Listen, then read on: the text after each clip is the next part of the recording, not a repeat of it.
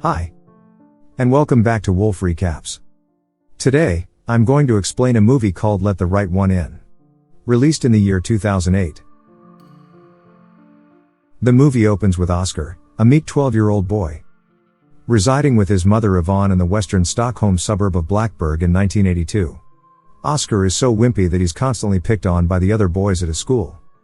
Especially Connie and his two friends, Martin and Andreas. Out of fear, Oskar never fights back, but later he spends his evenings imagining revenge. Collecting clippings from newspapers and magazines about murders. One day Oskar notices a new girl about his age and her father moving into the apartment next door to his. Oddly, the first thing they do is to cover the windows with cardboard. But what Oskar doesn't know is that Håkan is not Eli's father. He is her Renfield. And Eli is a vampire. It is Håkan's job to bring Eli fresh blood, which he gets by killing other humans. First, he anesthetizes them with halothane, then he strings them up by the feet, slits their necks, and catches the blood in a jug, leaving the bodies to be discovered the next day. Unfortunately for Eli, Håkan is having problems securing blood for her. On his first kill after moving into the new apartment, he either lost or forgot the jug filled with blood. Consequently, Eli is beginning to get hungry. One evening, as Oskar is in the courtyard stabbing a tree in lieu of his tormentors, he notices Eli watching him. She's not very friendly, as she tells him right off that she can't be friends with him. The next evening, they run into each other again in the courtyard. Oskar notices that Eli is not wearing a coat even though it's the dead of winter in Stockholm. What's more, she's not even cold. And she smells bad. Still, Oskar shares with her his Rubik's Cube and shows her how to work it. After Oskar has gone inside, Eli goes hunting. She waits in the shadows under a bridge. When two neighborhood friends, Jock and Lackey, part company, and Jocko walks under the bridge, Eli calls out, "Help me." Thinking that the little girl has fallen, Jocko picks her up. But suddenly, Eli latches onto him and bites his neck. Justa, a friend of the two men, sees everything from his apartment window. By the time he is able to stumble into the Sun Palace Cafe and get help. However, Jocko's body is gone, as Håkan has already covered up the killing by tossing the body into a pond. But they do find Jocko's blood in the snow. The next morning, Oskar finds that Eli has solved the Rubik's Cube and left it in the courtyard. When they meet there later in the day, Eli is a bit more friendly, taking the time to explain to Oskar how she went about solving the puzzle. She also smells better, but it's odd that she cannot remember her birth date when Oskar asks.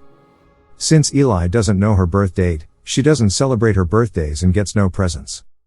So Oskar offers her the Rubik's Cube. The next day at school, Oskar stays after class to copy the symbols for Morse code from the encyclopedia. On his way home, he is confronted by Connie and his two friends. When Connie orders Oskar to show him what he copied from the encyclopedia and Oskar refuses, Martin grabs Oskar and Andreas begins to whip his legs with a stick. As an added measure, Martin slaps the stick against Oskar's cheek, gashing it. Oskar later tells his mother that he fell during recess. But when Eli asks what happened, he tells her the truth. Eli tells him that he must start to fight back. If so, they will stop tormenting him. If they don't stop, Eli promises to help him. Oskar shares with Eli the Morse code that he copied from the encyclopedia. That night, they practice tapping on the wall that separates their apartments. The next day at school, Oskar signs up for the weightlifting program. Later, he takes Eli to a candy store and offers her a piece. At first, she refuses, then she tries one. Oskar finds her heaving on the sidewalk around the corner. He hugs her. Eli asks him whether or not he would still like her if she wasn't a girl. "I guess so," Oskar replies, not quite understanding what Eli is asking. As the friendship between Oskar and Eli deepens, Håkan starts feeling a bit jealous. He tries again to obtain blood for Eli. This time he preys on a student named Matt alone in the weightlifting room. But he is interrupted when Matt's friends come to pick him up. Knowing that he is trapped and about to be discovered, Håkan pours acid on his face so that he can't be identified. When Eli learns that Håkan has been taken to a hospital, she shows up asking for her father. The desk clerk tells her that Håkan is on level 7. So she climbs up the outside of the building until she gets to his window. Håkan lets her in and offers her his neck. After Eli drinks his blood, Håkan falls to his death. Eli returns to the apartment building and taps on Oskar's bedroom window, asking to be let in. Oskar is almost asleep, but he tells her to come in. Eli crawls into bed with him, and Oskar notices that she doesn't have any clothes on. He asks her whether she'd like to go steady with him, and Eli replies, "I'm not a girl." That doesn't seem to bother Oskar, so they decide to go steady. The next morning, Eli returns to her own apartment, but she leaves a note for Oskar. That reads, "To flee is life, to linger is death. You're Eli." One afternoon on a school outing to a local pond for some ice skating, Connie, Martin, and Andreas again confront Oskar with Ed, warning that they are going to push him into an ice hole. This time, however, Oskar stands up for himself and takes a swipe at Connie's head with a stick, causing his ear to bleed. At the same time, two younger students gone off to pee behind some trees and notices a body frozen on the ice. The police are called, and the body is cut free.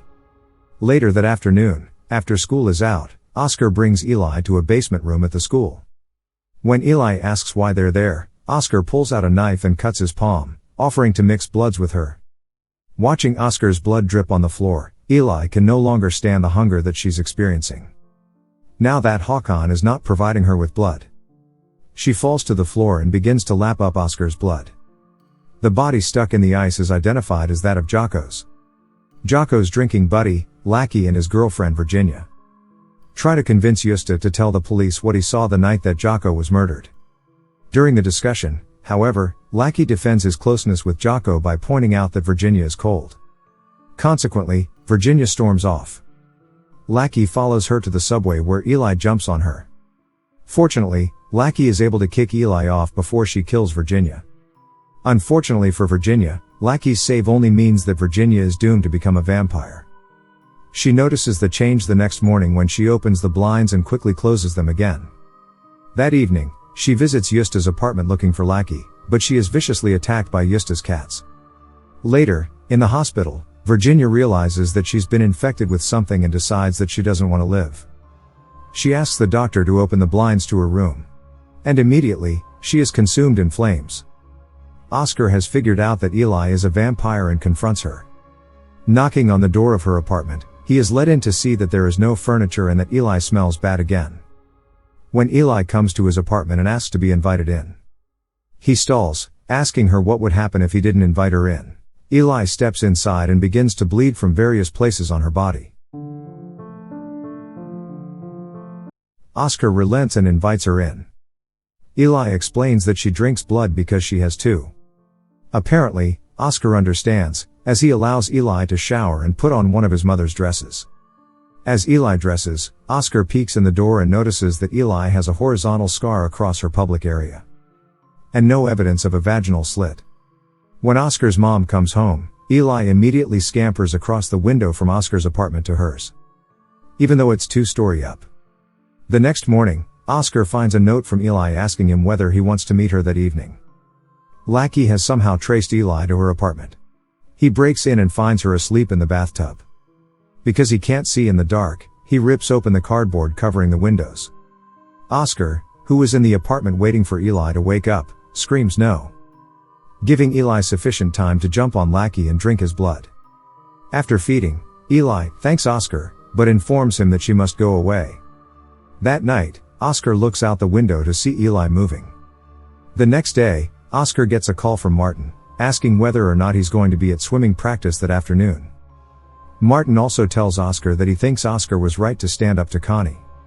That afternoon, while Oskar is in the pool, someone starts a fire in the trash bin out back, forcing the attendant to leave the pool area unattended. As Martin distracts Oskar, Connie, Andreas, and Connie's big brother Jimmy enter the pool area. Jimmy orders everyone else out of the pool.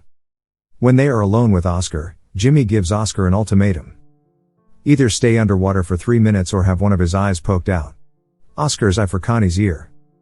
Then Jimmy grabs Oskar's hair and pushes him under. A minute passes.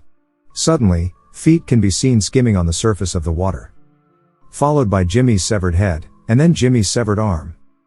An almost drowned Oskar is pulled from the water by Eli.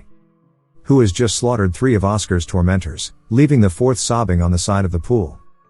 The movie ends with Oskar sitting on a train. Snow is falling outside. And a large basket sits in front of him. From inside the basket comes a Morse code that says kiss. And Oskar replies back a small kiss. That was all for the explanation. I hope you liked it. Please leave a like to help our channel grow. Don't forget to subscribe and leave your view on this movie. Thank you for watching.